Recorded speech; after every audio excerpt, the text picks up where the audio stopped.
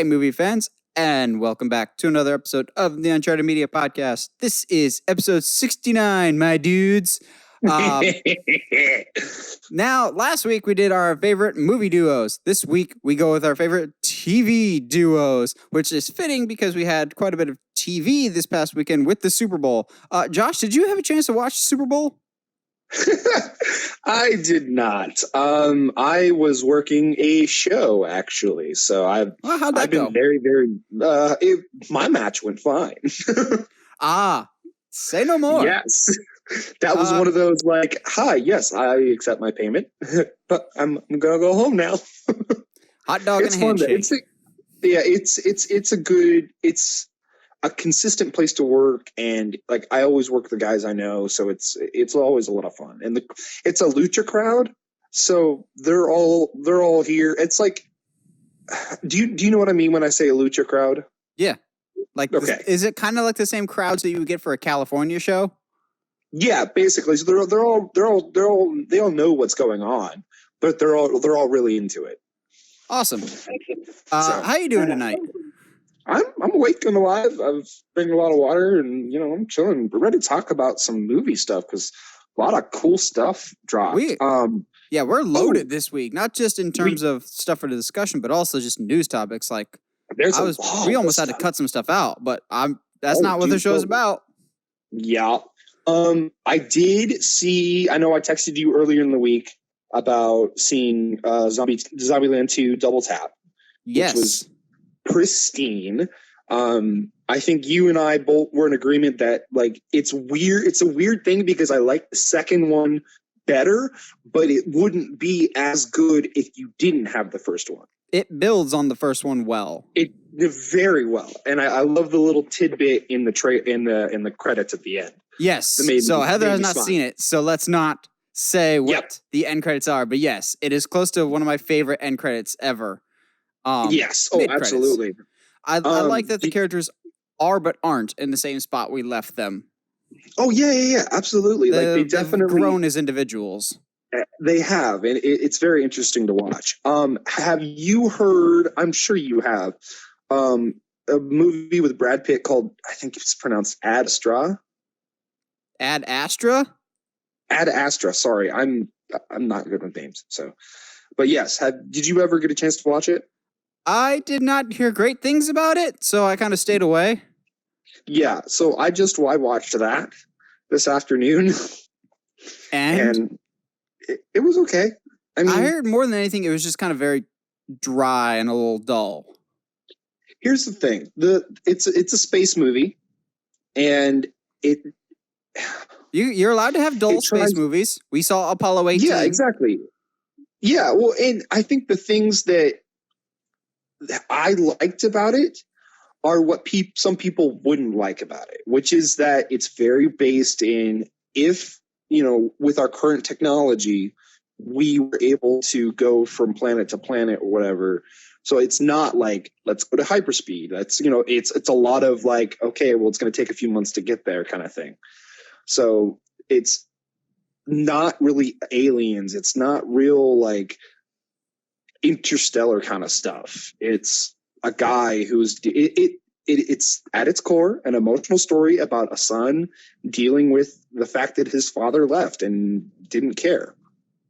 So it's really it's not about space. It just happens to be involved in space. Interesting. And I don't know if you said it last week or not, but you told me you saw Marriage Story. Yes. Oh my goodness. First of all, as someone who, I like rom-coms. I wouldn't even consider a rom-com because there's not that much comedy to it, or romance, honestly. Yeah, hear me out. As someone who doesn't I'm not a huge fan of chick flicks. I grew up watching them because, my mom was the only woman in the family of 5 boys and her husband. So 6 boys.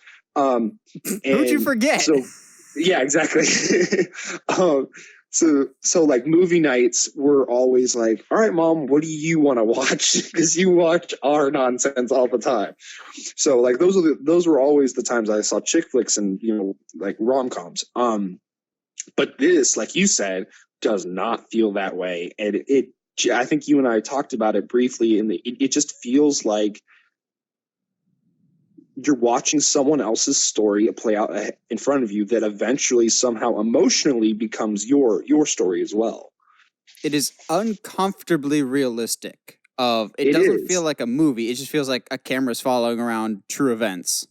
It is. And Adam Driver is, I mean, the whole cast is incredible, but Adam is if Adam doesn't amazing. win, and I don't think he might just because this is probably Joaquin Phoenix's year for Best Actor, Adam Driver is going to win Best Actor within the next 3 years. Easily, which says a lot because of how young he is. He is crazy good in Marriage Story. If anybody, if you haven't seen Marriage Story yet, I would just so encourage you to watch it. The thing I think I liked about it the most was the subtlety.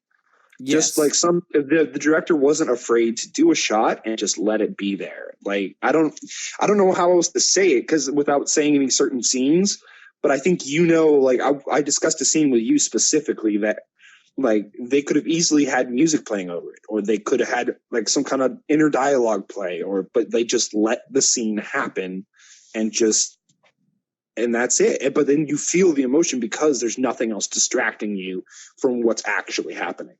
Yep. And I remember telling you, I think the thing that I liked about it the most was the ending of feeling one of the most human endings possible. Like with a movie about divorce, it's obviously not going to have the happiest of endings, but for what the movie's trying to tell you, for what the movie's about, it gives you the happiest ending it possibly can give you. Yes. It was it's satisfying ending, I thought. Yeah, it's one of those okay, this stuff has happened. We can't go back to the way that it was.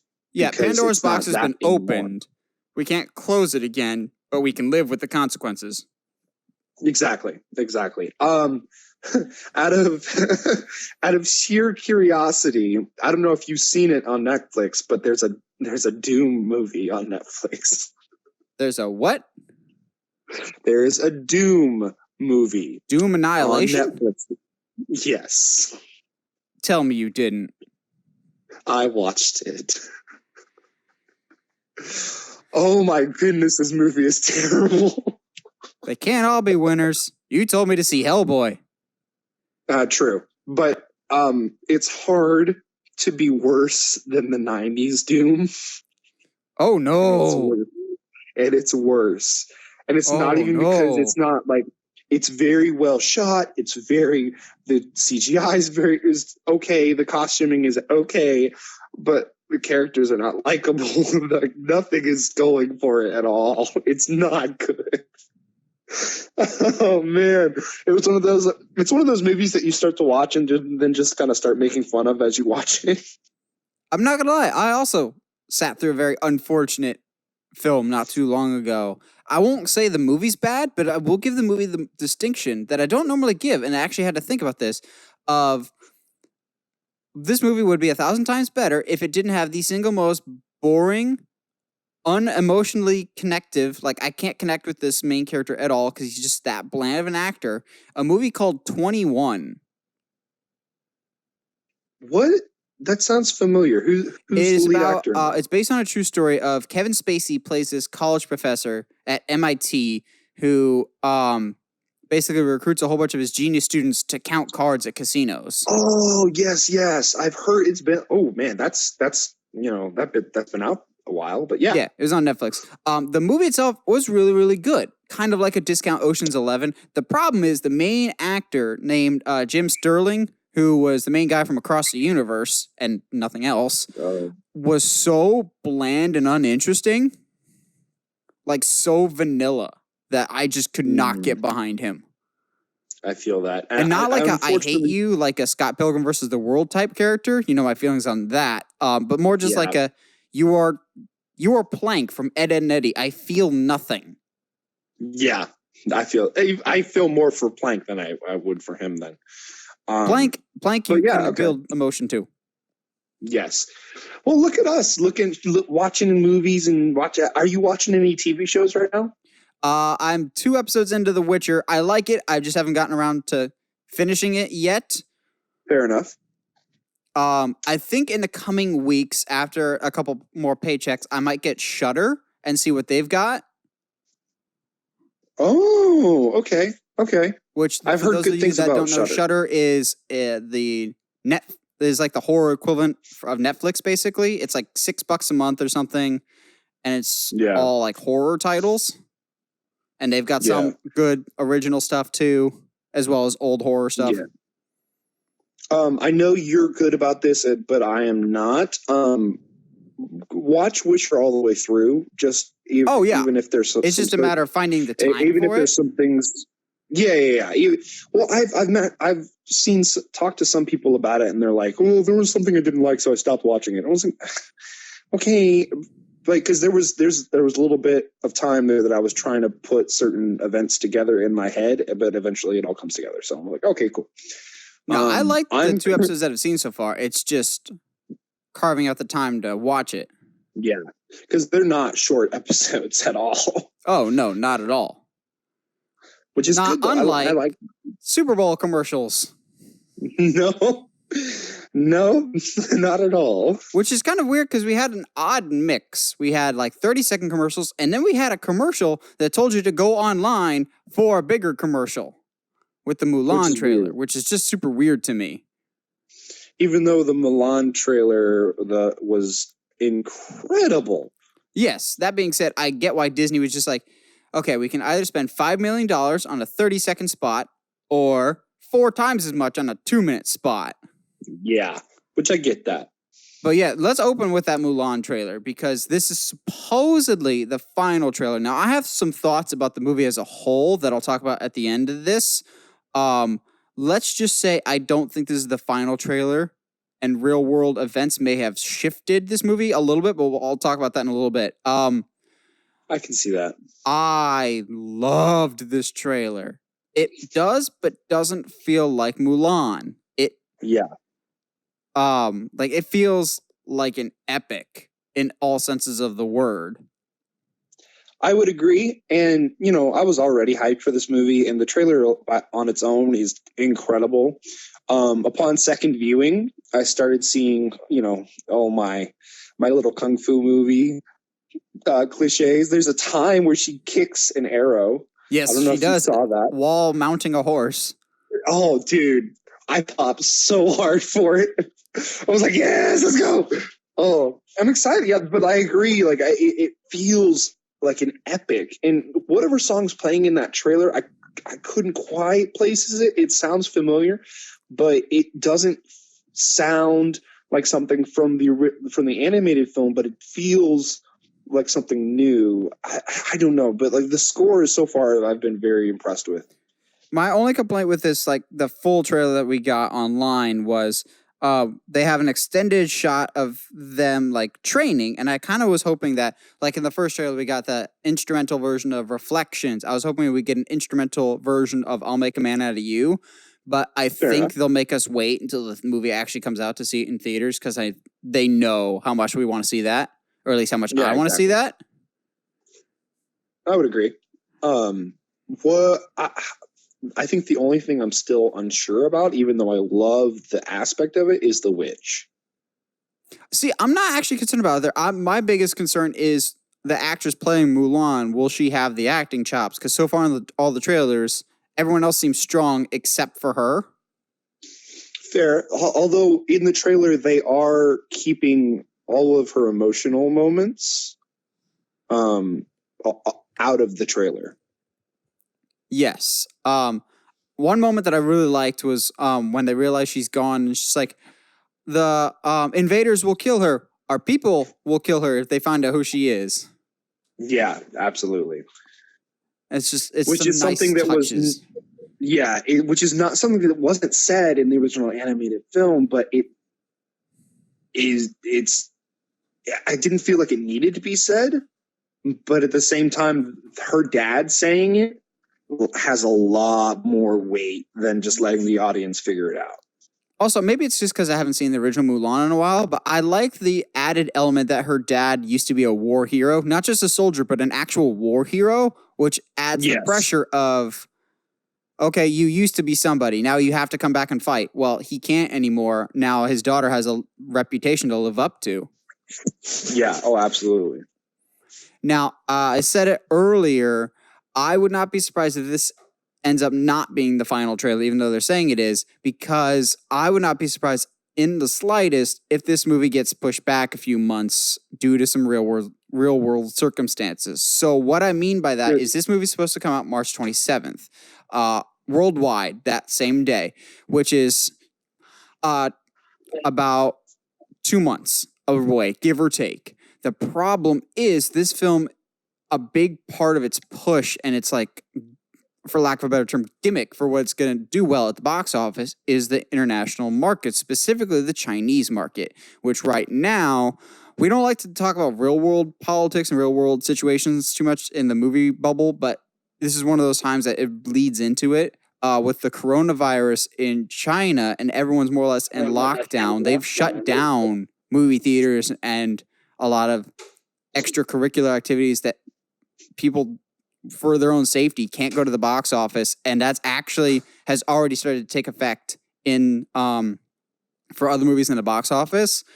So I could see Disney seeing, okay, if they have not lifted the ban yet by the end of March, maybe we push this back. Yeah. And there's no shame in that. It's not like we're ashamed of this movie, we need to push it back or whatever. It's if you want to capitalize on profits, you may want to push this back till when your prime demographic can actually see it and are safe to see it. Yeah, I would agree with that. I think the only concern I can see with that is Americans being like, oh, you're just doing it for the profits kind of thing, which they are. But at the same time, like, this movie is, outside of just being a quote unquote Disney remake, is really a triumph of Asian cinema. So Exactly. It's like you would want that celebration to be with the Asian market. And I think as much as we American fans can be like, we want it this way, I feel like if Disney came out and explained the reasoning of, hey, we want our Chinese brethren to be able to see this at the same time as everyone else and make sure they are able to safely see it, I think Americans would understand that and respect that decision. I mean, I would hope so, at least. Yeah, if anything, it might give Disney some good brownie points that they've been rapidly losing with all their Star Wars deals. Yes. I want to save the Marvel one for last because obviously there's a bunch of stuff to talk about there. Yes. We got a Minions 2 trailer. I don't care in the slightest. Yeah, you can hear the excitement. I've seen bits and pieces of that first Minions movie, and the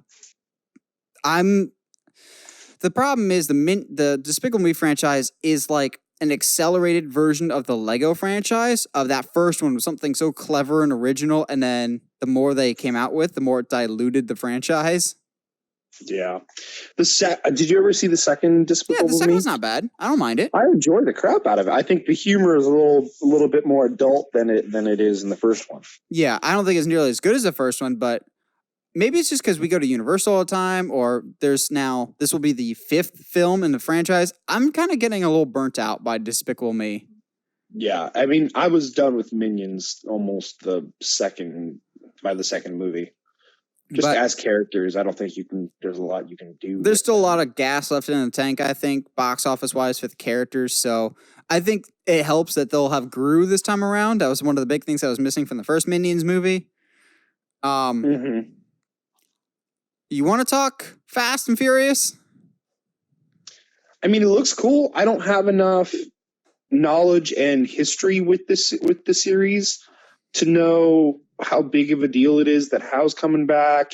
But I mean, I like the idea that John is Dom's brother.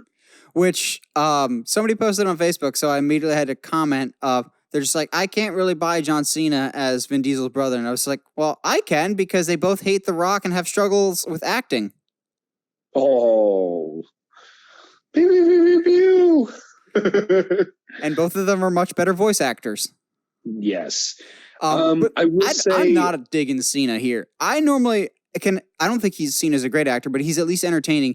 He looks so much like a fish out of water in this to me. Maybe it's just because he looks like a rejected Jersey Shore character, but it's the hair for me. The hair really does take me out of it. The hair looks terrible. It's weird. But also, this is almost right off the bat. It's like, oh, so he's the bad guy this time? I don't think Cena's got what it takes to play bad guy. Because even when he played quote unquote bad guy in Bumblebee, he was still a good guy. Yeah. It just, I don't know.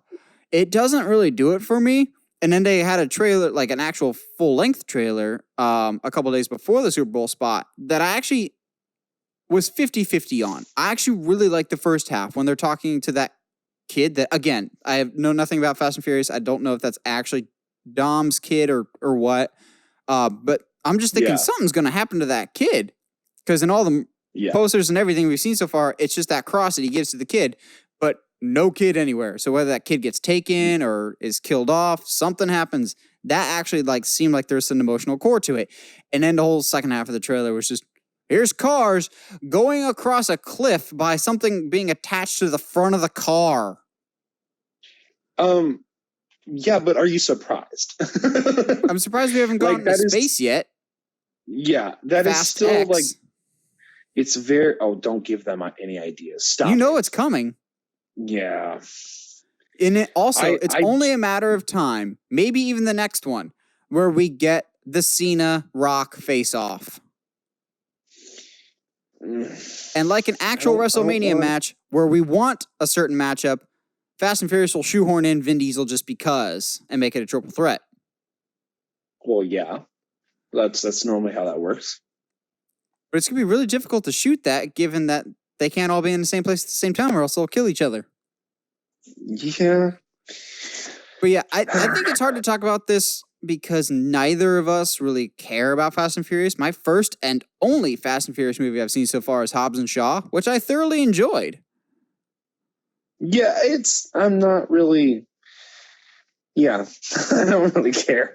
I mean, they're cool movies. I enjoy the idea of all these cars and whatnot, but I remember watching the first one and being pretty okay with it, but just not down for the rest of these. Also, I'm sure I come in with a bias of there's a Universal ride. There's a Fast and Furious ride at Universal, and it is widely regarded, and I wholeheartedly agree, to be one of the worst theme park rides in history. It is awful, and it just taints my opinion of the franchise even further. Yeah. Which that can totally have something to do with it. But at the same time, it is what it is, man, I guess. Now, I'm sure I've heard the fans of this series liked this trailer. So, I mean... I'm sure they did. Just each their own, I suppose. How you, I'm sure, are more excited for the martial arts aspects of Mulan than your average Disney fan would be. Yeah. No, yeah, I would agree with that. To each their own.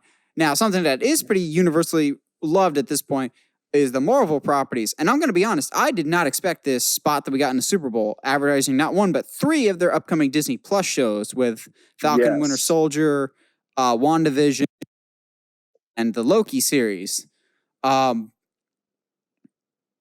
I actually had some of my nerves calmed by this spot for one of the shows that I was very nervous about.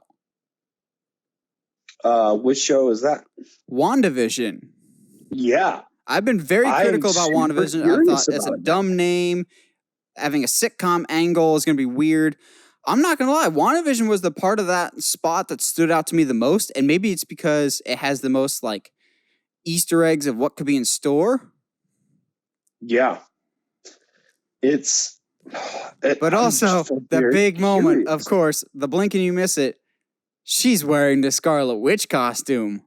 Oh, dude, I popped hard for that. Same. It was super cool. But also they kind of treat it kind of as a joke, which believe it or not, I'm okay with, because the original Scarlet Witch costume in the comics is very much of its time and very comic booky, of one of those ones that would be incredibly difficult to translate to the big screen. So they it looks like she's going to be wearing it as a Halloween costume, which I'm more okay with, as wearing it kind of as a kidding way. I would agree with that. Yeah.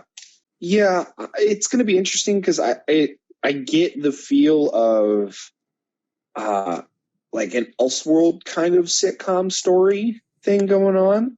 I'm not sure if everything's going to be connected or what have you, but it should be interesting to say the least. And upon a deep dive, since I've seen the spots a couple times, it's not just one show that they're doing with this WandaVision thing. It seems like each episode may take place in a different era of sitcoms. Like you had Yeah, that black and white for I Love Lucy. You had one that kind of looked more like the Brady Bunch.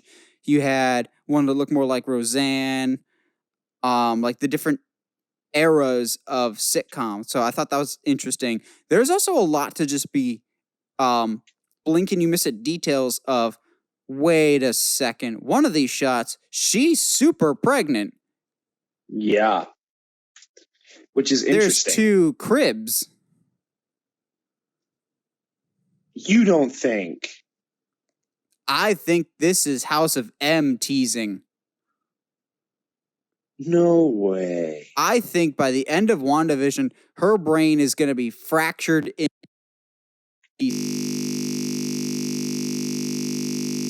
into the Multiverse of Madness. What if Into the Multiverse of Madness is set up by her losing her mind? She establishes a multiverse.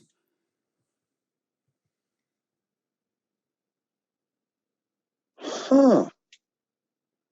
That actually, if you never define what her powers are, then you can do whatever you want with them. I think the show will be about her becoming the Scarlet Witch. Huh. That'd be interesting to say the least. And even after that spot, it is not the one that I'm most excited for, and that's obviously Falcon and Winter Soldier, just because Falcon has been one of my favorite MCU characters ever since his introduction in Winter Soldier, and I like the little bits that we saw of Bucky just staring down Zemo with the loaded gun and just lets the bullets drop out of his hand. I got very you don't control me anymore kind of vibe from that. I also got an Independence Day vibe from there's a shot of Falcon flying in a canyon and it looks like he's being chased. Yeah. Please tell me he makes one of the people crash and punches him saying, "Welcome to Earth." Oh boy, stop it. But I like that we don't see Falcon in the Captain America suit. We see U.S. Agent in the suit, who is more or less who the government has decided should be the new Cap, not who Cap decided is the new Cap. I agree. I think that would be the payoff of the end of the season, is seeing Falcon as the new Cap. Oh, I wouldn't be surprised. I think the other thing that caught me was I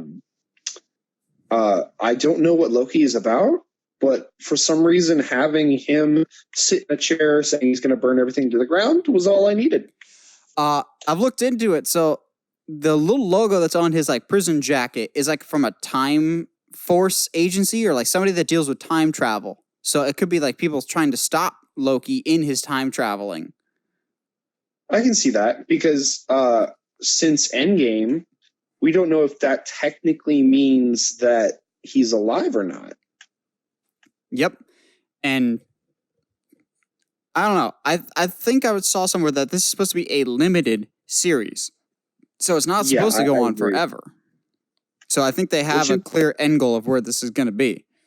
Yeah, I would agree. And this is the one that they kind of, for the most part, kept pretty close to the chest. We don't really know a lot about it other than Loki. It's because Loki is the one that's the furthest away. That's fair. Yeah. What I'm curious most about it, and I think you and I are going to joke about it a lot, is that Owen Wilson is joining the series. Yeah, let's talk about that now. That's a great segue there, Josh. Thank you. Appreciate it. Wow.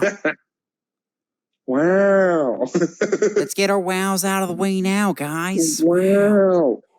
I genuinely think the only way to get any more meme-worthy content out of Nicolas Cage's Nightmare. Exactly.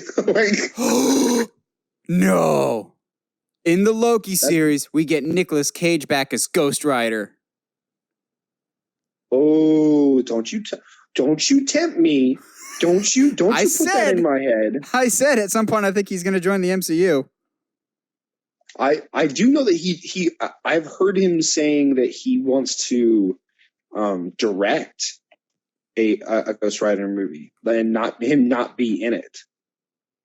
I'd be interested in that. Absolutely. But yeah, as we were saying, Owen Wilson has joined the cast of the Loki series, which I know some people are joking, just going, how many wows are we going to get?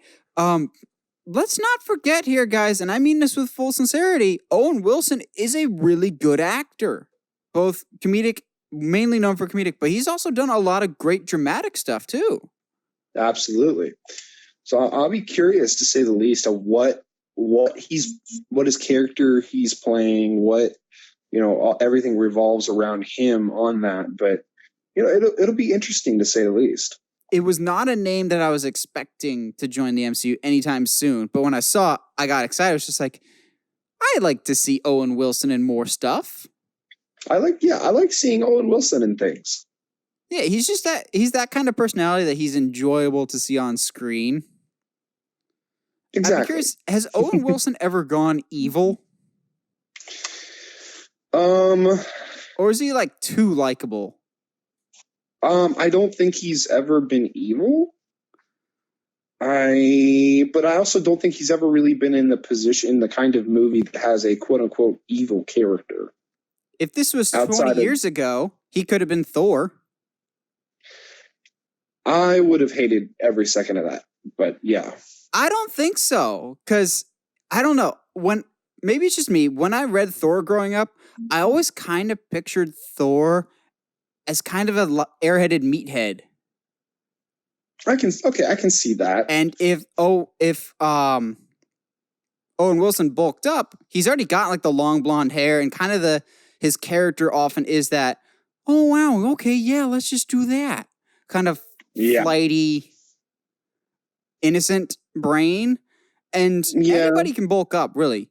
Look, even Kumail Nanjiani is bulked for Eternals now. Yeah. I'll be curious just of what he does. I mean, I could if he really has those serious acting chops, having him as Adam Warlock wouldn't be out of the question. Maybe. I don't know. I think they'll go with an even bigger name for Adam Warlock whenever we get him. Well, I'm going to take that back, just because Adam Warlock is supposed to be like quote unquote perfect, and I love Owen, but that weird looking nose of his. Keanu Reeves is Adam Warlock. Stop! No, I don't. I'm going to keep putting that out into the universe, but I don't know. No, I would not be surprised if it's Zac Efron, and I mean that. I wouldn't be surprised either. But I wouldn't be. My guess is, if I had to put money on it, which I'm not a betting man, but if I had to be, I would probably say that Owen Wilson's role in the Loki series would probably be similar to Martin Freeman's role in Civil War, of kind of like the agent tasked with guarding the asset. Okay. Yeah, I can totally see that. Of like, stop Loki from his time-traveling misdeeds. Yeah, I can see that. Well, Owen Wilson seemed to be an out-of-nowhere but welcome character/actor into a role. Now, if there was a surprise that was more welcome than this one, I have not seen it. But this, to me, as a movie fan, is the Moby Dick of the movie world, of like it's out there somewhere. People have been asking and praying for this return for, no joke, probably about 20 years now. Easily. We want this guy to come back to acting, and it seems like the tides may finally be turning, and it may finally be happening. The great Rick Moranis may be coming back to the world of movies. So I don't even think we talked about it a few months back when we reported, because we were that disinterested in it. But we're getting a Honey I Shrunk the Kids sequel with Josh Gad as a grown-up version of one of the kids from the original movie, kind of like what they did with that terrible Vacation movie a few years ago. But this time, at least it seems like, Rick Moranis may be coming back to reprise his role as Wayne Selinsky, to which I'm not even the biggest Honey I Shrunk the Kids fan, but this immediately made me interested. I have missed Rick Moranis so much. Well, I think the biggest thing is, I think you and I have been talking about this. I don't think we've said it on mic, but just the comedy sometimes, at least for me, has been in a place where it's felt all the same and it just feels stale. And I mean, if Rick comes back for just this movie, that's fine with me, because I love the dude. I love his work. His comedic timing is pristine. But and like, for those who don't know why he's been gone for so long, go look it up. He's got this. It's tragic, but an incredibly powerful story of why he has not been acting for a lot of years. Absolutely. Just like, I can't even be mad at him for leaving Hollywood. Just like, you did something I don't think a lot of people in your situation would do. Absolutely. But with which that being is probably said, why I'm so excited for him to come back, because it's just like, clearly it's on his terms. I think he thinks his life is in a good enough spot that he can come back. And if it's been 20 odd years since he left, given the reason why he left, it would make sense why now. Yes. Timing wise. I don't think this role will be huge. I think this will be a small supporting, kind of like Christmas Vacation, of the Cousin Eddie type role, of more than a cameo, but not a full-fledged main character. My hope is that this is him slowly but surely dipping his toes back into the acting waters, because it means he probably is not going to be in the Ghostbusters movie later this year, returning as Louis Tully. However, I can still dream, dang it, that maybe, just maybe, if his role in Honey I Shrunk the Kids, whatever we're calling this, goes well, and he's just like, okay, this went better than expected, I feel as though I'm ready to come back to acting, maybe we can get lucky enough that at some point in our lifetime, we can see him don the dark helmet one more time for Spaceballs 2, The Search for More Money. Wait, is that really a thing? That it's been rumored for many, many years that the cast wants to do it, but Mel Brooks won't do it without Rick Moranis' dark helmet. So I have my fingers crossed, if the Honey I Shrunk the Kids thing goes well, that he'll be like, well, maybe I can come back for Spaceballs. And it was either you or I think it was Heather that we were talking about this, of Spaceballs is now in a better position now than ever to come back for a sequel, except instead of parodying the first Star Wars movie, you parody the sequel trilogy with, like, Dark Helmet's kid is Kylo Ren, and maybe just call it, I don't know, just call him Ben, just straight up. And Rey, just spoof the sequel trilogy with Mel Brooks style humor, but the original Spaceballs cast. Yeah, oh, absolutely. I can totally see that. But you would need Rick Moranis is one of those people that you need him to come back for in order for it to work. Well, and I would love to see Mel Brooks come back to writing movies again too. But the problem is, I think it's easier to get. It's weird for me to say, but I think it's easier for Rick Moranis to come back than Mel Brooks, just because Mel Brooks is in his 90s. Oh, I don't disagree. Also, his comedy style, I don't know how it would come across nowadays. Maybe if you said, like, Lord and Miller's Spaceballs 2. Maybe. Or Key and Peele's Spaceballs 2. Maybe. But it's just interesting to me that there's so much stuff that, like Spaceballs and like Rick, has just been in development. Better yet. Forget Key and Peele, forget Lord and Miller. You know who I want to direct Spaceballs 2? Who? Taika Waititi. Yes. Because, think about it. He has the comedy background with What We Do in the Shadows, Hunt for the Wilder People, Jojo Rabbit, but also he's got the Star Wars pedigree now, with him being eyed to do a Star Wars movie, him doing episodes of The Mandalorian. Who better to parody the Star Wars than someone already in the universe with a comedy background? Oh, absolutely. I would, oh man. And have him be the robot that is like the spawn of Dot Matrix character, because obviously you can't have Joan Rivers come back, Obviously not. but have Although- him voice another droid of some kind. Yeah, that'd be hilarious. It's just nice to. Now, again, we don't know for a fact that he's coming back. I hope this marks the return of Rick Moranis. He's one that people have been asking for his return for a long time, but props to him for never caving into the money or, well, I just want to act. He put things aside for the right reasons, so I welcome him back when when he feels it's his time. So good for him. Yeah, absolutely. If this is his time to come back, fantastic. I will rejoice with him. And if this is a one and done, by all means, bud, that's okay. Yeah. Enjoy your one. Go back to your retirement. Enjoy your life, man. You're probably set for life. Exactly. That being said, that's not the only thing coming back from our childhood, reportedly. What else is coming from our childhood? I hope it's not Lethal Weapon 5.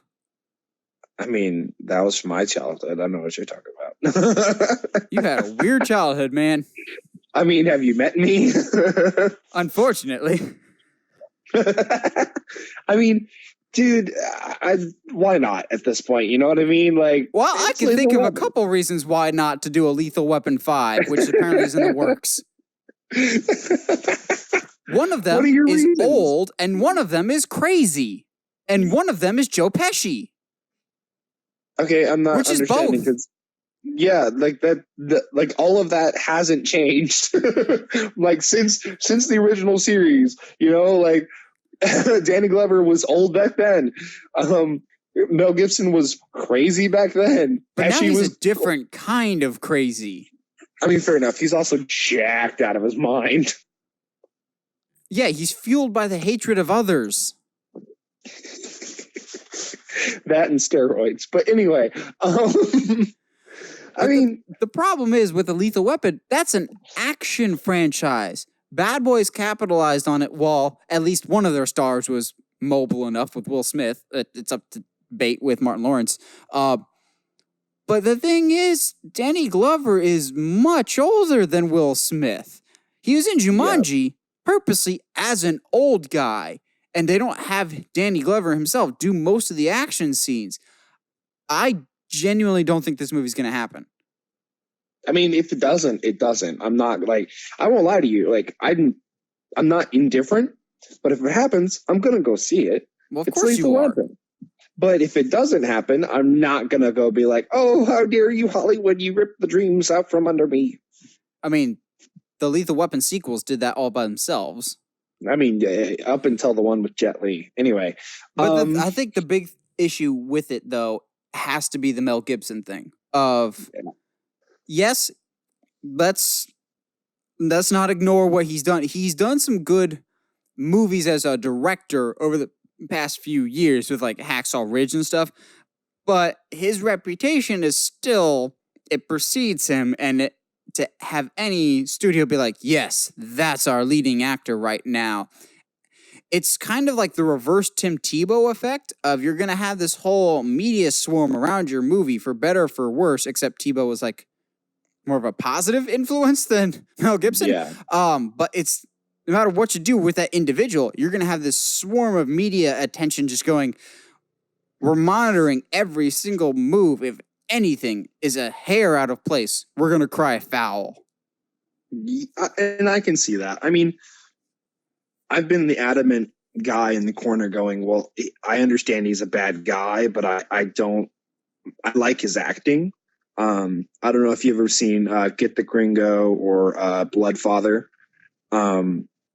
Those are two movies he's done since all of that happened, like as the lead actor, and like he carries it. So I mean, but like they were like straight to Netflix kinds of movies. So I mean, I say if it's gonna happen, let it happen. And I wouldn't be surprised if Mel gives he always gives everything to a role, but. Yeah, you know what? Now the more thinking about it, I'm not sure if I want this to happen. I don't think it will. They just said they're working on the script. I don't think it will, just because there's so many worrying factors. Yeah, I think can it's agree easier to with make that. a Bad Boys than it is a Lethal Weapon 5. Yeah, I would agree with that. But if I had to put money on it, it's easier to make a Lethal Weapon 5 than it is to make a Crow reboot. Oh, jeez. So I don't even say this with any form of hyperbole, over exaggeration. I don't even say this to be sarcastic. I mean this with a 100% dead seriousness. The Crow reboot that they've been working on for close to 10, 15 years is the single most cursed movie in history. Like, at this point, I mean, even it's best to leave this alone because clearly there's some greater force preventing this movie from being rebooted. I mean, it's obviously the ghost of Brandon Lee, because every single Crow movie since the first one has been terrible and has been plagued with multiple issues, like behind the scenes. Yeah, all the Crow movies since that first one have been straight to DVD. We've only had 2 of them. We've got The Crow Salvation and I think City of Angels. I'm pretty sure there's another one, but I'm not. There might be, but the thing is, all these Crow movies, none of them have reached the success of the first one, which unfortunately, I really enjoyed that first Crow movie. I don't think it gets nearly the credit it deserves. When Deadpool did well of the first R-rated comic book movie, I'm just standing on my pedestal going, you idiots forgetting about The Crow. But The Crow, unfortunately, nowadays in 2020, more people know about the movie for the unfortunate passing of Brandon Lee during filming of the film with a stunt that went wrong, and he was unfortunately killed by an actual gun, not a prop gun, during filming. Which is still crazy to me that one made it onto set. Yeah, that's a whole other issue. But ever since then, there's been this like dark cloud over the Crow franchise. And so over the last 10, 15 years, they've just been like, well, it's a strong enough source material. And the first one did really well. And we could do it for a low enough budget that we can make it work. We think we should give this a shot. And there's been director after director after director and actor after actor. We had Luke Evans at one point attached to be it. Jason Momoa was literally like a few weeks away from cameras rolling. I've actually seen pictures of him with the Crow makeup on before they eventually pulled the plug on his movie. This movie has been... Apparently he like regrets not doing it too. And it's not his fault. He's just like, I have a whole bunch of other projects that I'm scheduled to work on. And it's just scheduling conflicts of, okay, if we have made no progress on this, I can't commit to this because I'm so busy with other things. And this movie has been in development hell longer than any other film that I could think of. Longer than the Uncharted movie. Longer than National Treasure 3. It's just been that turbulent. And like, I'm not a superstitious person by nature, but I really think there's something up with this Crow reboot of, given the circumstances of what happened with that first one, given all the numerous issues that this has had, maybe it's probably best to just leave the original Crow how it was and don't touch it. Yeah. I really enjoy the first Crow. I would like to see a new modern version of it. I was never a big fan of Jason Momoa's casting. As much as I like Momoa, the character of the Crow is very like a scrawny, gangly, but still lean character. That's why Brandon Lee fits so well into the role. Yeah. Like, think more Tom Hiddleston's body type than a Jason Momoa. I would like to see a Crow movie, but at this point, I know they want to reboot it, and it's still in the cards, but you've been at it for so long. Well, maybe it's best to just cut your losses. Yeah, and I feel like the thing that I do think it has going for it is, I think at this point, it seems like there's enough passion about the project itself that they want it to happen. That I think if it does, it'll be good, but it's just a matter of getting all the ducks in a row. And it's tough because all of my personal candidates that I would have to play the Crow, like they're all, kind of big name now. Like it's gonna be hard to get people's schedules. And they're probably Especially if attached to the project at one point or another and dropped out. Exactly. So it's a tough scenario, and I think, I'm not gonna hold my breath.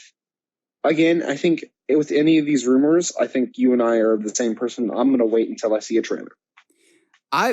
And we say this a lot, but in all honesty, don't make it a movie. Make it a Netflix series. Or what studio is putting it on? I'm not sure. I don't think it's one of the bigger ones. Maybe it's like a Dimension or Miramax or one of the smaller studios. I'm gonna Google Live who put on the first one. Because I feel it was like New Line or something. Yeah, maybe it was New Line. I'm trying to remember. It's been a while since I've seen that first Crow. Yeah, it's apparently there's a director's cut out there where there's a director's cut of the third one. I know that. Yes, but there's a director's cut of the first one somewhere that where Brandon actually does some of his Wing Chun stuff. Like there's all the stuff that his dad taught him. Like there's apparently a cut of it where he does more physical like martial arts in fighting in the movie. Which would be super rad. Well, someone that I hope uses their martial arts skills soon is Batman in the upcoming Matt Reeves Batman movie. So it seems like we almost have a weekly update every single week for you. But this one, there's a very interesting development that comes from a very unlikely source. And that's Warner Brothers themselves came out with this information. I don't know what prompted them to release this, but they did. They're just like, oh, hey, guys, it's Thursday. Have some news. Why not? So we knew that newcomer Jayme Lawson and veteran actor Peter Skaarsgard, who was great in The Magnificent Seven, by the way, they had been cast in the Batman movie, and there was some speculation as to who they might be. There's some thought that maybe Jayme Lawson, because she's an actress of color, may be Jim Gordon's daughter, and she's actually secretly Barbara Gordon.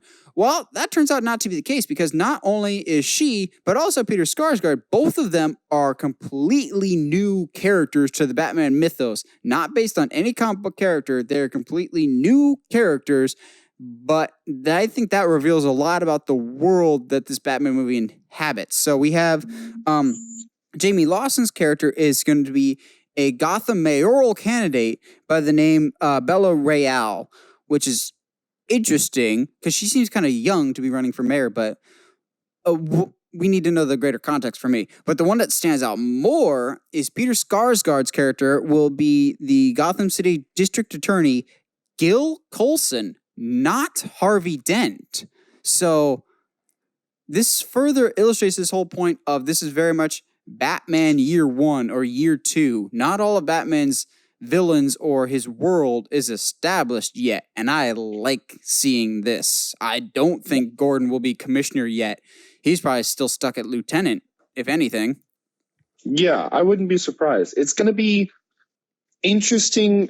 That's actually kind of unfortunate because Skaarsgard, I wouldn't mind. Wait, which one is that? Is that the one that did it? No, that's Bill Skaarsgard. That's Bill. Okay. So which one is Peter? Is the one from the Magnificent Seven remake. That was the main villain. He unfortunately was in the Green Lantern movie as the big head guy. Got it. Okay. Okay. I've got. Okay. Yep. Never mind then, because I was going to say, if they're going to get a Skaarsgard, bringing in Bill to be Riddler would be amazing. Well, we already have our Riddler. No. We do with Paul Dano. That's cool, but But I like the fact that Skaarsgard is the district attorney, but he's not Harvey Dent. Like, yes. If they do this right, we can see the fall of Harvey Dent again. Yes. My biggest issue is I don't want this to be another case of Arkham Knight, where they're like, we've got a brand new character for you guys that's never been seen before, and then it turns out just to be a character that has been there before, just repackaged. I'm still kind of hoping, and maybe this is a pipe dream. I was thinking about this on my way to work, way home from work today, of how great would it be if we get, instead of a movie that's based off the comics or inspired by the comics, we get a movie that isn't a direct adaptation, but is inspired heavily by Mask of the Phantasm. I can see that. For those of you who don't know, Mask of the Phantasm is the most criminally underrated Batman movie, but it's also a mystery, which is what they've said this Batman will be, of maybe some person that's very close to Batman that we really wouldn't suspect, either because they don't have the right temperament or maybe because they're not even the right gender. Spoiler alert for Mask of the Phantasm. Yeah. I mean, I think this is, to me, shows that Warner Brothers is trying to do this right and trying to do it different than before. And establish a universe around Batman. They didn't immediately jump into Two-Face. Yeah, or Joker, or someone that we're aware of, at least. But Skaarsgard, we can acknowledge this. He may not be Two-Face, but there's no chance that he's not a crooked DA. Yes. He's absolutely evil. Real quick, you're right about The Crow. Dimension did put it out, but it was also put out by Miramax. I figured it was one of those, like, because for a while that was what, mid to late 90s? I think the first one is 94 for The Crow. At that time, Dimension 94. And Miramax were making a lot of horror-related stuff. They had the rights to Halloween at the time. They were doing Hellraiser. Yeah. Well, and Miramax has done so much stuff like that it's not that surprising. Yeah. Well,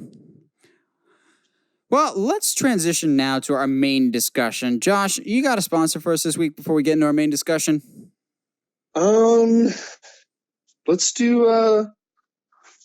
Today's episode is sponsored by Apex Legends, the game that keeps on giving.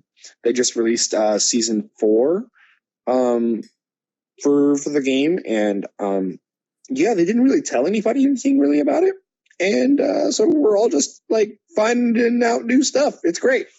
And I've been playing Battlefront 2 with my new update that just dropped yesterday, where I can now play as BB-8.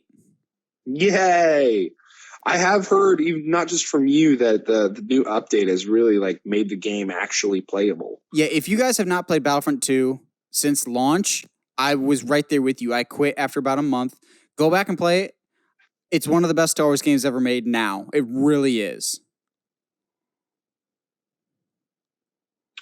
Well, that's good to know there. Yeah, if you've given up on it, go back and play it now. You've got 22 heroes total, 11 on each side that you can be, all the different classes. It just works. It's so much better than what it was at launch. They've really fixed a lot of the issues. And it's refreshing with the fresh new content that they drop like every month, all free too. Well, that's good. Look at them. Well, last week we talked about our favorite movie duos, and we thought, we've probably got more TV related ones, and I'm sure we do. But I'd be remiss if I didn't open up my TV duos with probably the one that would easily take the number one spot for me any day of the week. My favorite show of all time, primarily because of the leading to... What?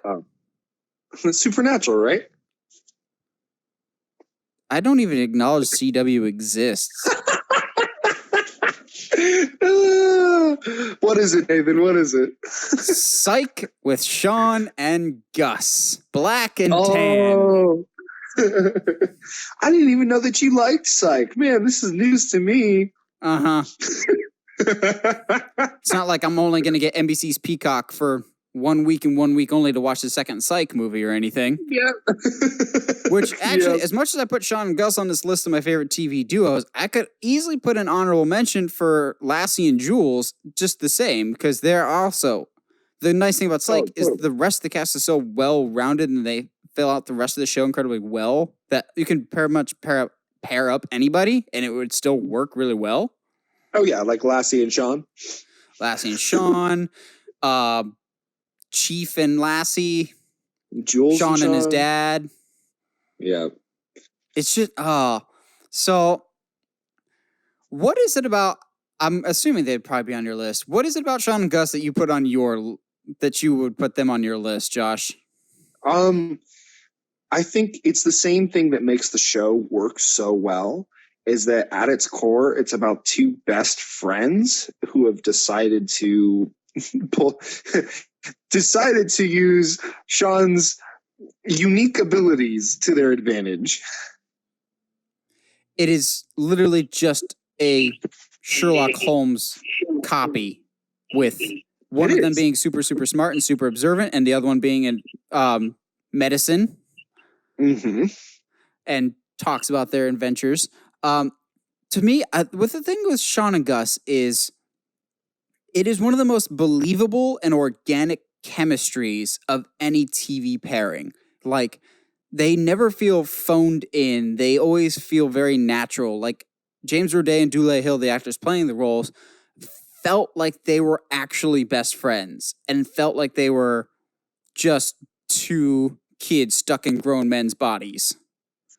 Yeah, exactly. And I think that's what works so well for me, because when all of a sudden it gets serious, it becomes like, it feels like the emotion is actually elevated, because, these guys, like, not even an episode ago, these guys are, were entered themselves in a celebrity lookalike talent show. You know what I mean? Like, speaking of duos, whenever I'm introducing people to Psych, I start with the American Duos episode. Yeah. Yes. It's a great episode, but I think because of how close, how big, how obvious the friendship is, and then how, like you said, like how they're like two grown children. It plays, the show plays off of them very well in that, both in story and like emotions, and even then when certain things happen between Sean and Jules, like, you feel things more, because normally the show is so happy, fun and whimsy. Yeah, and there'll be those moments that, like, Sean is mostly the jovial, fun-loving guy, but there'll be those times that be like, Gus, can we be serious? And Gus immediately, it's just like, okay, what's up? What's going on, buddy? Like, Sean and Gus is that relationship that everyone wishes that they had at some point in their life with somebody.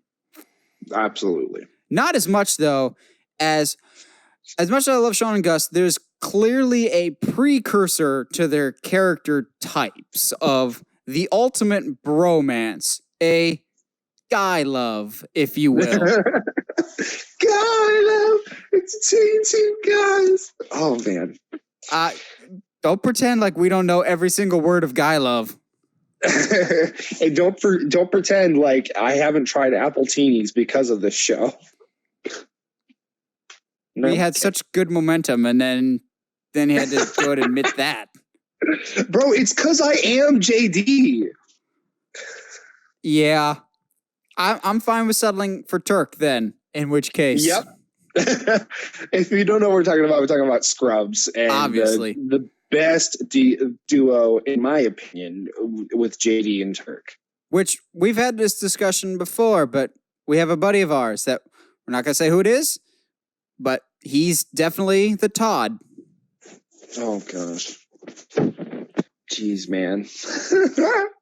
I think what's the best part about this is and you can say what you said about Psych, kind of about this show as well, that the surrounding cast is so well-rounded that in certain ways you can also really pair off some of the other characters with Dr. Cox and JD. You can pair off Dr. Cox and JD, Turk and Carla. Well, I was about to say Carla and Elliot, but I hate Elliot. I was going to say Carla and Dr. Cox. Yeah. Well, Carla with anybody. Everybody on Scrubs undergoes an arc and changes as a character and, like, grows as a character, except for Carla. But that's because she was, like, a good, stable character throughout. Yes. She was the mama bear, basically. Outside of... oh my goodness, I haven't watched the show in so long, so I'm blanking on names. The nurse that dies. Laverne. And then comes back the next episode as somebody else. Yep. Oh, I loved that. But yeah, Laverne's mama bear to me. Really? Yes. I love her. But Turk and JD is the quintessential bromance and it's interesting too that it would have been really, really easy. And I would say that they don't do this as well in Psych as they do in Scrubs. But watching JD and Turk grow in their friendship from best friends that are grown up kids that are just, they're doing their dream job to, oh my goodness, we have kids. We may not be able to hang out as much, but you're still my bro type of thing. Exactly. So it was interesting, even, with dealing with that wacky 9th season. There was a 9th season? Look, all I remember was that terrible spin-off show. Okay, this is what I'm going to say, okay? And I'm only going to say it once. If it wasn't attached to Scrubs, it would be a very good sitcom. Probably, yeah. I'd agree. Yeah, okay. So, anyway. Turk and JD are the quintessential. I mean, even like the scene where like it just starts and JD's laying in the parking lot and Turk's laying there next to him. He's like, that's exactly the scene I was going to reference. Yeah. What are you doing here? Oh, we were playing basketball and you got hit in the head and knocked out. And so I laid next to you so nobody else would realize what was going on. So people thought we were chilling. Yeah. It's the best. Like, come on, man. Like, it's the bromance of all bromances. Like two dudes that are comfortable being as affectionate to each other and being, yep, we're total bros. Although there are times when Turk's like, all right, hey, maybe tone it down a little bit. What? Why can't I call you Chocolate Bear? Which, speaking of bromance, it's not on my list, and I'm really pissed at myself that I didn't think about this sooner. Than it's not on my list because it's one of my favorite shows of all time. But it got me thinking with Psych, and not Psych, with Scrubs, of how they always do Eagle. And I almost got that mixed up with Hug Me, Brother. Oh my gosh, what show is that? Drake and Josh. Oh, dude. How did I forget about Drake and Josh? You were so busy thinking about Supernatural. No, I prefer the shows that I have actually seen every episode of and I like. I know. And don't overstay their welcome. No, don't get me started on that. Anyway. 4 seasons compared to 15. The show should have ended after 5 or 6. But Drake and Josh, how did I not have this on my list at all? I completely forgot about Drake and Josh. Because they hate each other now, because Josh got married and Drake wasn't invited. Yeah, which is kind of a jerk move. It's not actually, like, I've seen the interview with Josh, like, we haven't talked in years. Like, I don't know why. It's weird because, like, I don't know. I get the sense that they've almost switched roles from their show of, like, Drake still is the musician, but, like, Josh kind of is the cocky one now. I mean, he kind of deserves it in some ways. But it was all when he lost the weight and his head got weird, disproportionate. Sure. But sure. I had watched Drake and Josh so much as a kid, which watching it now as an adult, because I have every episode on my laptop, the jokes still really hold up. And they're... No, yeah. Like, it's that chemistry between Drake and Josh that really, really works, and just the weird antics that they get into that, like, yes, they butt heads, but at the end of the day, they're truly best friends. And it's hard to deny that as well. It's kind of like another show that they're just the two best friends and legitimately nothing's going to separate them in Scooby and Shaggy.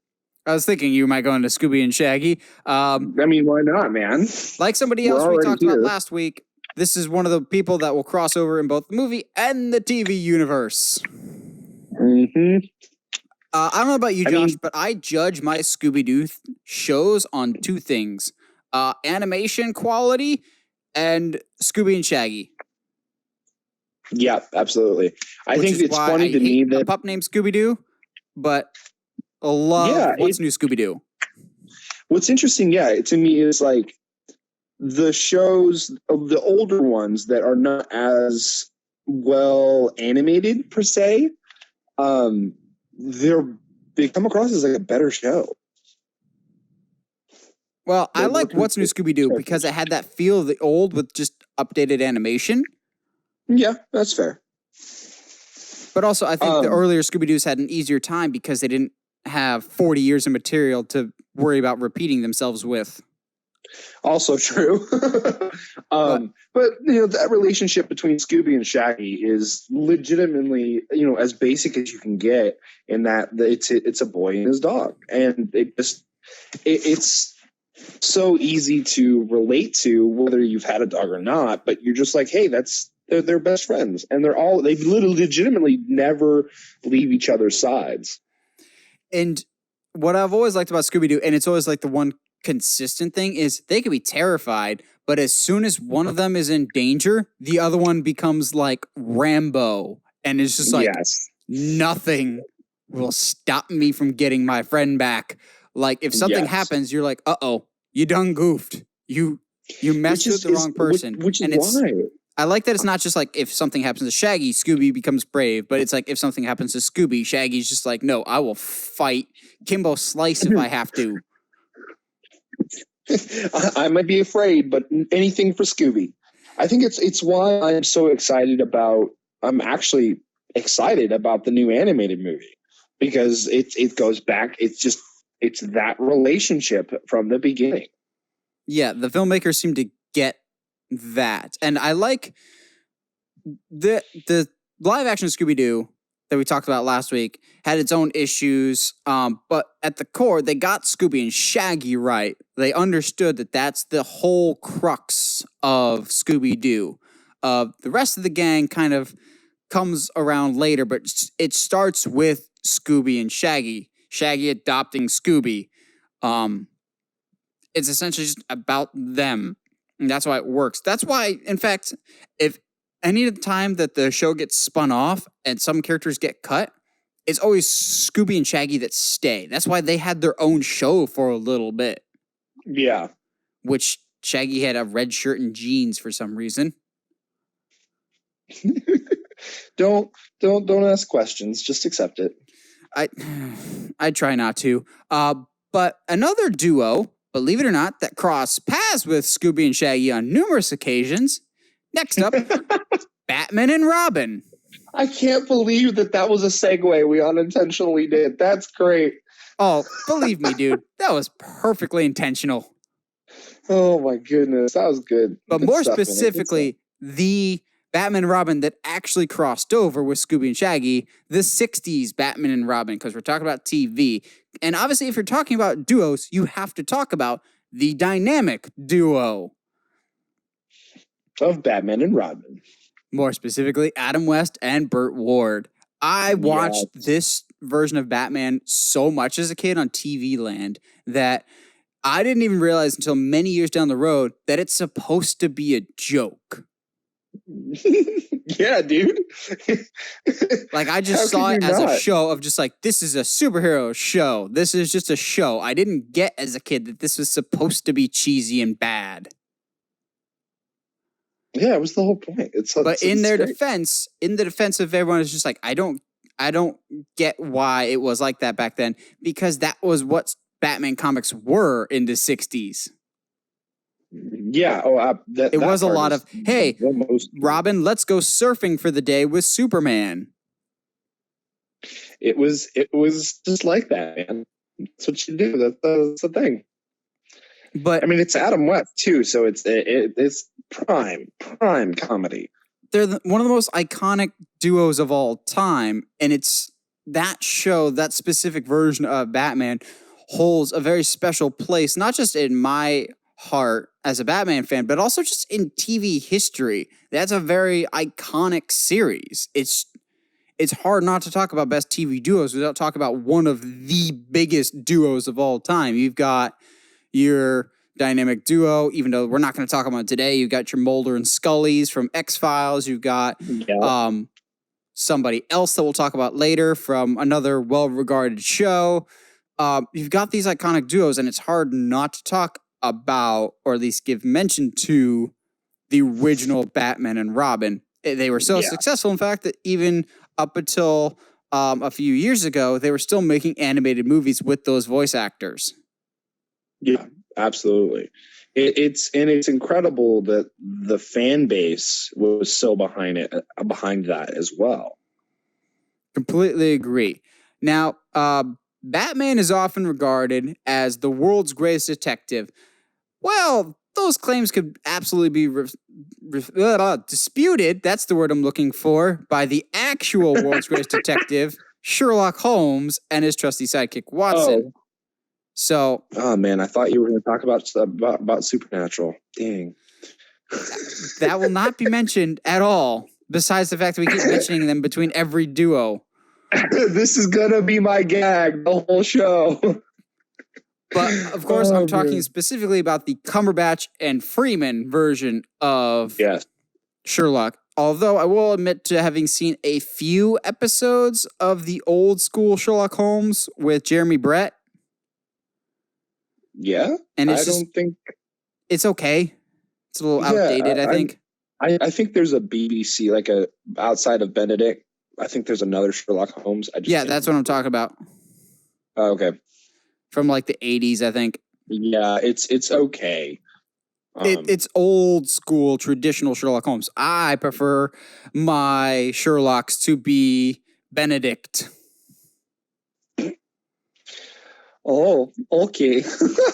But no, I agree. I think the chemistry here is in the confidence of both characters, but Benedict's Sherlock has like a certain confidence about how he carries himself and how he talks to people, whereas Martin Freeman, while he has confidence in his abilities, his interactions, like his social interactions, can be a little awkward, and it's fun to watch him interact with Sherlock, because he even like later on in the show, he's never truly sure how to deal with Sherlock.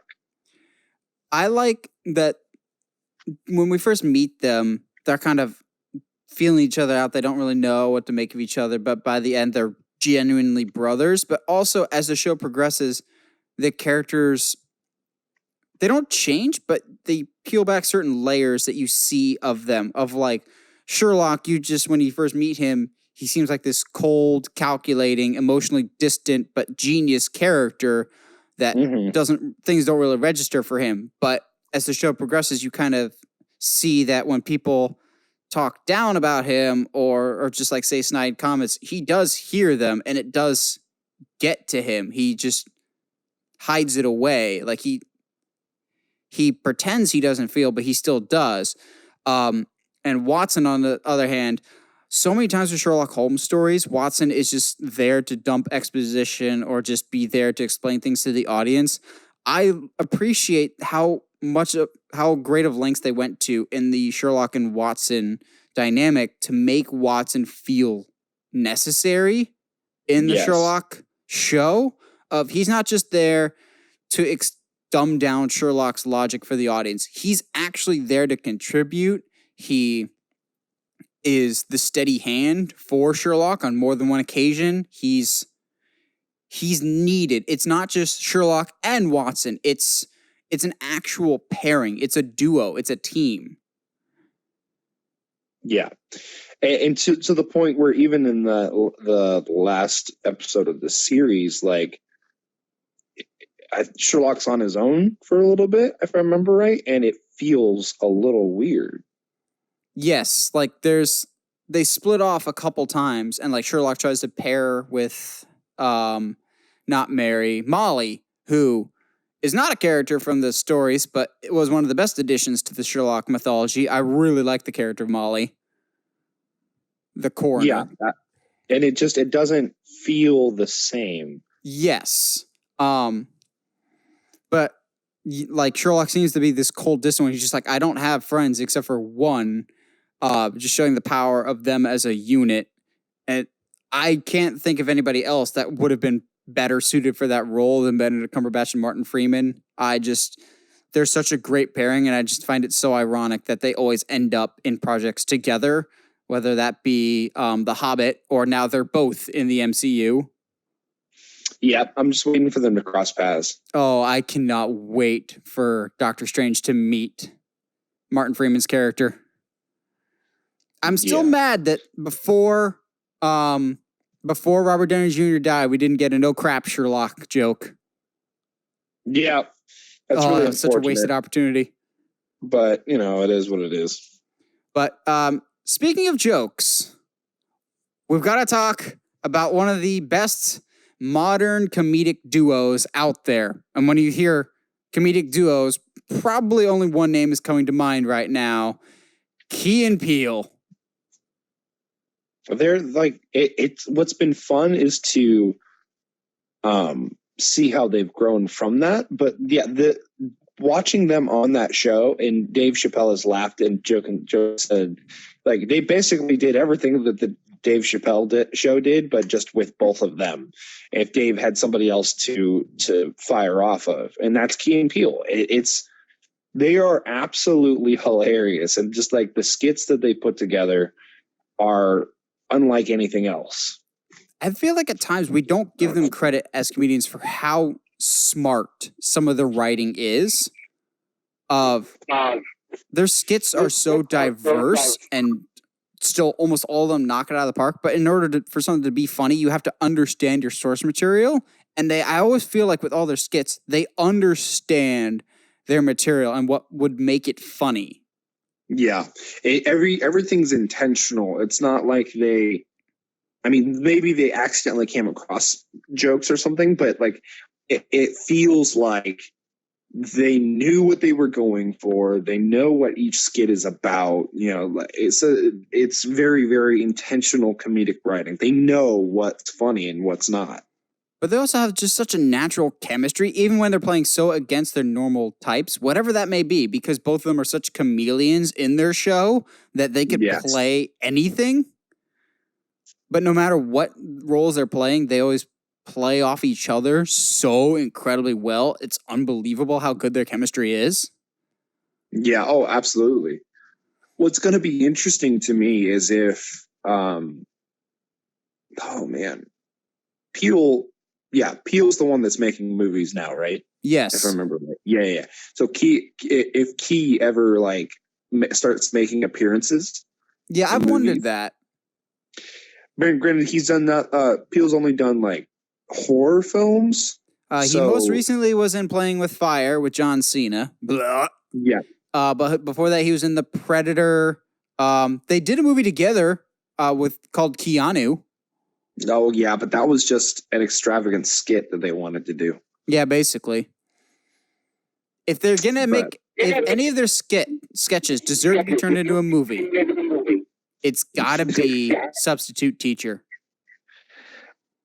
Yeah. Okay. I can see that. I would pay good money to see a Substitute Teacher movie. Basically, you remember, what's that Hilary Swank movie where she's a teacher in the inner city? Yeah. Just parody that with Substitute Teacher. I don't think that one's my favorite. Really? When Walking Dead was at their peak, did you ever see the skit they did of racist zombies? The alien invasion one? No. Can you park my car? I do remember that one, but it's them walking down a road during the zombie apocalypse, and they're like, "All right, we're gonna sneak over here. Oh man, there's all these zombies, and all the zombies are avoiding them." Yes, I've seen that one. All white. He's like, "These are racist zombies, boy. What is going on?" Nah, see, for me, it's always Substitute Teacher, just because that was my first Key and Peele sketch. And it's forever ruined Aaron. Anybody named Aaron, I can't call them Aaron anymore. It's Aaron. Or Oshak Hennessy. Who? O'Shaughnessy. That one, and also I've always loved, and I will watch it all the time, is their Pro Bowl sketches, the East-West Bowl. Oh, dude. Were they doing all the names for the different football players? Yes. Or maybe because I'm a movie fan, but the one that I don't think people talk about enough is there's one called Movie Hecklers, where this guy and his girl are trying to enjoy a movie, and Key and Peele are behind them, just like being those loud, obnoxious people in a movie, except playing it very differently. Like he's just like, "Don't go in there, man! Don't go in there! Don't go into a crane shot, man! Come on, you're ruining the established shot." Of just like this movie has an inconsistent visual language, which is literally like you and me watching movies. Yep, basically. Unfortunately, but the funny thing with Key and Peele is like, I don't know if it is for you. I never seek them out. They always find a way to coming to me. Yes. Like every few weeks, YouTube will be like, "Hey, you haven't watched a Key and Peele video in a while. Here's 50 of them." And Key and Peele sketches to me are like Ritz crackers. You can't just have one of them. Exactly. Because once you start, it's like a rabbit hole. And once you start down that hole, you just go until, oh man. And that's the sign of good comedy writing to me, is one is not enough. Yeah, well, absolutely. They're just such a good duo. That to me is how Letterkenny is. Like, I can't just watch one episode. I have to watch like a season or go, oh man, it's 2 a.m. I better go to bed. I've been told I need to see Letterkenny. I have not yet, but there's too much content. I know.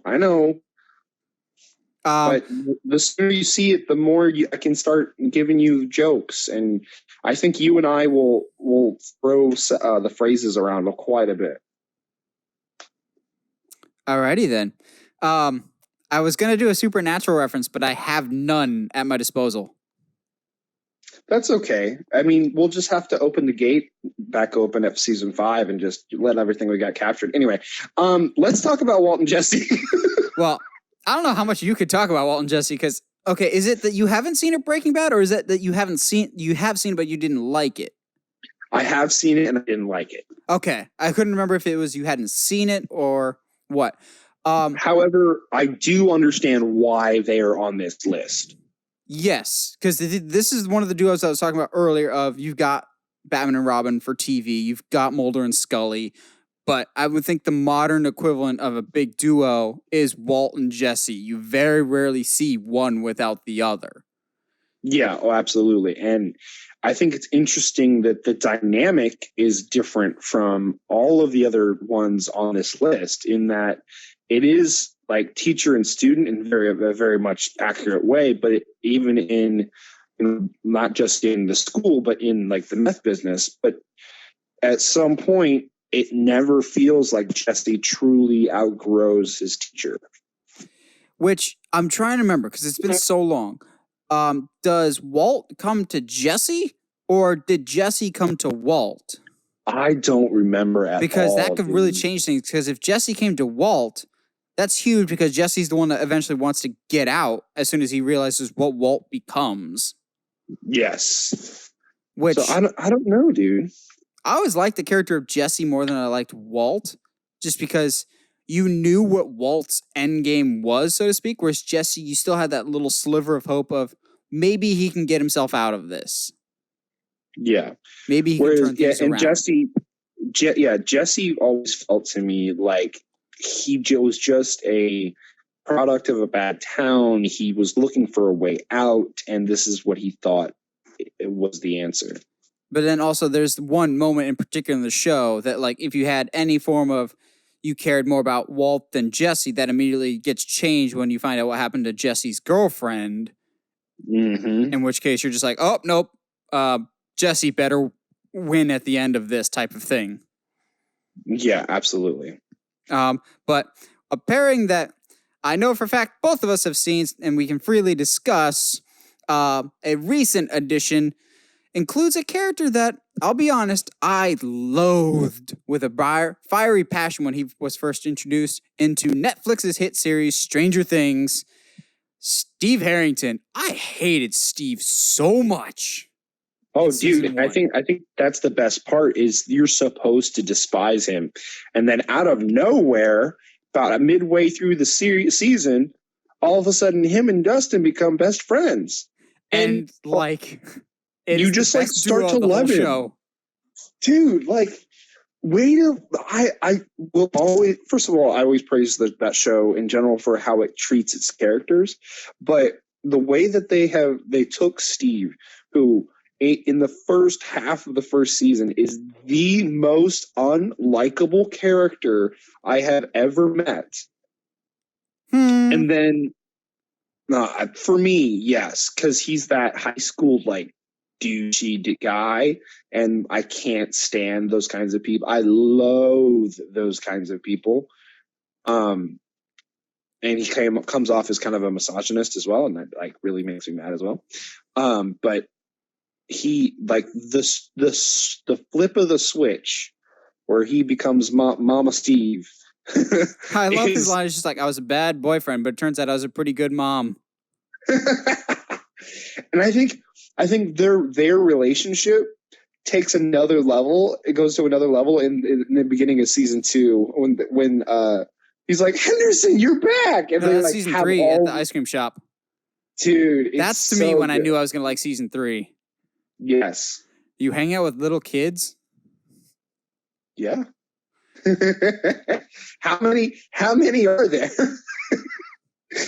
Oh, but man, like Steve stuff. Was the ultimate example of like how you face turn a character from ultimately despised to like great fan favorite, and then couple that with Dustin, who is already a fan favorite, and you have this remarkable pairing that's just so much fun to watch.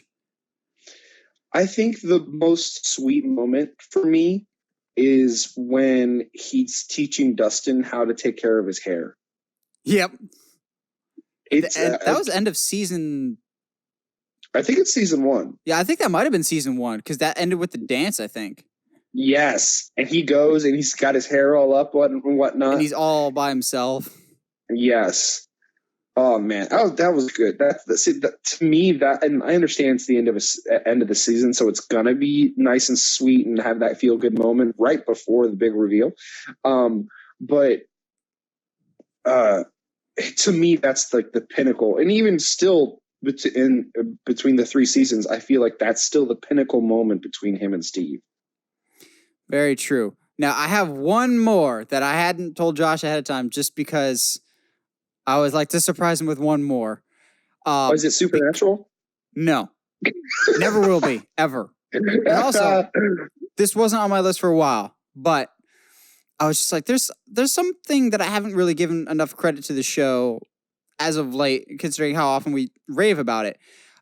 We just talked about Steve, which is a good segue because Steve, to me, is one of the greatest face turns in any TV show, but he's not the greatest. To me, the greatest face turn in any show ever, from absolute despise, despicable, I hate this character, to you are one of the greatest characters in television history, is thanks in no small part to the character that he was paired with. And I am, of course, referring to Prince Zuko and Uncle Iroh. I knew it. Oh, as soon as you started, I was like, okay, I know where this is going. I knew what character you were talking about. I was just trying to make sure who you were going to pair him with. But like, I was just like, we haven't talked about Avatar: The Last Airbender in a while, and I love Zuko. But who is Zuko paired with more often than not that we could have on this list? Oh yeah, the second best character on the show, Uncle Iroh. Which, when we did our 5 good things about The Last Airbender movie, we made sure to point out that one of the few good things about the terrible movie was the guy playing Iroh. He was at least pretty spot on from the show. Spot on. But it's definitely, I think the relationship between them and watching that grow is outside of, because you start it with Zuko as this bitter, angry prince, and like Iroh is literally acting like the dad that he's never had, and that he just wants the best for him. He doesn't want him to go about life so angry, and then you understand why. And there's man, yeah. Once you find out why Zuko is the way he is, you still kind of hate him, but your heart starts to soften for him. And then over time, like I said, Zuko is the prime example of how to turn a villain into a beloved babyface character, to use wrestling terminology. Absolutely. And I'll be honest, Iroh was never a bad guy to me. Even as a kid, I saw the Fire Nation are bad, except for Uncle Iroh. He's wise and good. Yeah, I think that was always the thing for me. I was always confused as to why Iroh was on, the bad guys team, and ultimately that's a tribute to the show, because it shows that no team is, it's not always bad guys versus good guys. Which, without spoiling it for you, because I want you to see it, they kind of have a similar approach in Jojo Rabbit of, yes, they're Nazis, but there's one or two men that are unfortunately just following orders, and they deep down are already questioning, why are we doing what we're doing? Yeah, absolutely. But Uncle Iroh, to me, if I had to compare it to anything, it's like if Yoda worked for the Empire, but didn't ever do anything. Yes. Well, I mean, obviously, when we find out why later, is because he's part of the White Lotus, but that's not, that's neither here nor there. Pushes up glasses further up face. Yeah. But yeah, dude, it's I can't believe we didn't, like, okay, yeah, you were trying to surprise me with it, but anyway. I think if we're talking about Zuko and Iroh, we obviously have to talk about that scene where it was I think it was Iroh that was in prison, but the way that they shot the scene, Iroh is like the sun is coming down on his face, and the way they shoot it almost looks like Zuko's the one in the prison and in the darkness. Yes, it's I think that's season 3. That's like just before the turn for Zuko, if I remember right. And it's been ages since I've watched the show. Yeah, but Heather brought me it on the whole series on Blu-ray, so I got to go back and watch it at some point because I forget how good the show is. Yes. What's interesting to me is you saying it's shot in a way when it's a cartoon and it's all drawn that way. But it's an intentional choice to draw it that way. Yes. Oh, absolutely. And there's a lot of things that work that they do that with as well. We've said it 1,000 times, but we'll say it 1,000 more. But that's the part of the beauty of The Last Airbender was, yes, it was a quote unquote kids show, but you would have these like characters like Iroh who are not evil on an evil side. You would have these complex themes and elements that would really make kids think without beating them over the head of this is what you need to think, or this is what's right and this is what's wrong. And even when you go back and later and you see like how it's animated to be more metaphoric in its themes, it's just excellently done. Yes, absolutely. And they're by far the best duo. We probably could have done like Zuko and Aang, and I thought about maybe like Aang and Katara, but I always think Aang, Katara, and Sokka like as a grouping, not so much a duo. Well, see, if you're going to do that, then you got to do either Sokka and Toph or Sokka and Appa. Toph and King Boomy. No, that's Aang and King Boom. Appa and Momo. Yeah. There's so many good duos in that show, so you can't really. Yep. Sokka and his boomerang. Sokka. No, the greatest duo in Last Airbender. The guy with the cart and his cabbages. No, not the cabbages. My cabbages. Oh, man. You got any other ones before we bring this thing home? No. I mean, I've been joking about Supernatural, but as much as I know people that love the show, and Dean on his own is a good character, Sam on his own is a good character, but I just I don't feel, and they've got decent chemistry, but there's no real oomph to the show other than, these two guys are kind of attractive. Well, any show would be burnt out of their creative juice after 15 years. Yes. Isn't that right, Grey's Anatomy? Oh goodness. Or ER. Or any crime. All right, show so ever. let's wrap it up before we start just crapping all over shows. Yes, curse modern TV. Yes. What are some of your favorite TV duos? Let us know in the comments below. We always like hearing from you guys. And as always, if you like what you hear and you want to hear more, subscribe to us on whatever audio platform you're listening to us on, whether that's Spotify, iTunes, Google Podcast, or YouTube. And if you haven't already, subscribe to us on the main YouTube channel at Uncharted Media. And as always, stay sharp, movie guys and gals.